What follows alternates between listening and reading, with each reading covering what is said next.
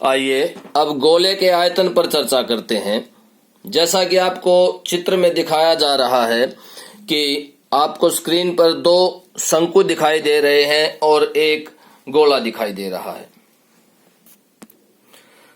दोनों शंकु समान ऊंचाई वाले हैं, जिनकी ऊंचाई गोले की ऊंचाई कह सकते हो आप या व्यास कह सकते हो, गोले के व्यास के बराबर है और त्रिज्या गोले की त्रिज्या के बराबर है। दोनों शंकुओं की त्रिज्या समान है और ऊंचाई भी समान है।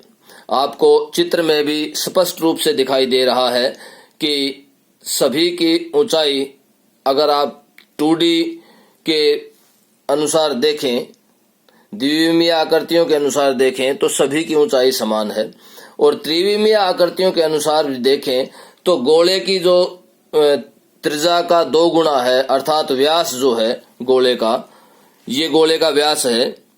इस गोले का व्यास दोनों शंकुओं की ऊंचाइयों के बराबर है। ये देखिए, इस शंकु की ऊंचाई क्या है, h किसके बराबर है, 2r के बराबर है यहाँ पर। और ठीक इसी तरह से भी इस शंकु की ऊंचाई भी गोले के व्यास के बराबर है। ये गोले का व्यास है और इस तरह से गोले का अर्ध व्यास क्या है, r है।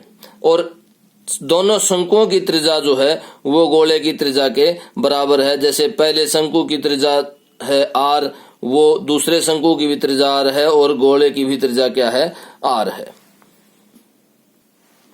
हम जानते हैं कि शंकु का आयतन क्या होता है, 1/3 पाई r स्क्वायर h। इसी तरह से दूसरे शंकु का आयतन भी क्या होगा, 1/3 पाई r स्क्वायर h।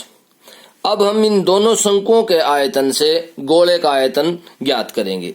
देखिए, जब हम व्यवहारिक दृष्टि से देखते हैं, अगर हमारे पास समान इस तरह से समान ऊंचाई और समान अर्धव्यास वाले या समान त्रिज्या वाले गोले और 2 शंकु हैं, तो दोनों शंकुओं को अगर हम पानी से भर के गोले में डालते हैं तो गोला पूरा भर जाएगा।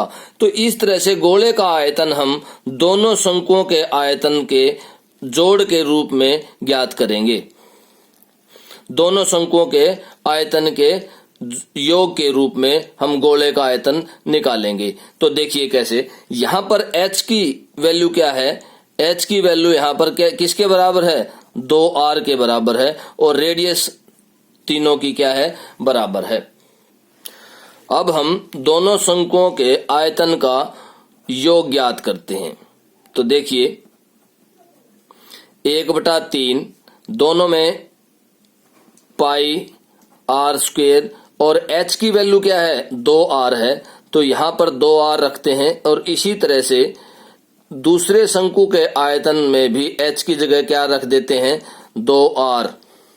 अब इनको कैलकुलेट करते हैं।